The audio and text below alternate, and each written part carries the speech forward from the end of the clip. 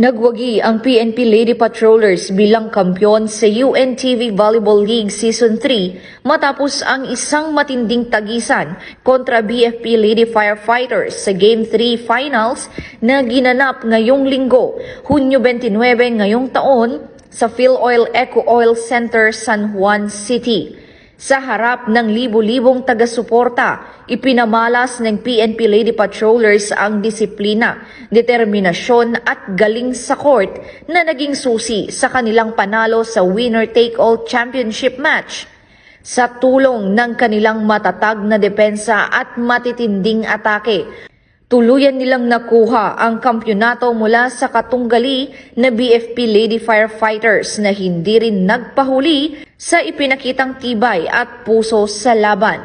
Ang UNTV Volleyball League ay bahagi ng advokasya ng UNTV, katuwang ang iba't ibang ahensya ng pamahalaan sa pagpapalakas ng camaraderie, sportsmanship at healthy lifestyle na sahanay ng mga lingkod bayan. Tampok sa Season 3 ang mga kupunan mula sa mga ahensya gaya ng PNP, BFP, AFP, DFA, PhilHealth, COMELEC at iba pa na layuning isulong ang pagkakaisa sa pamamagitan ng sports.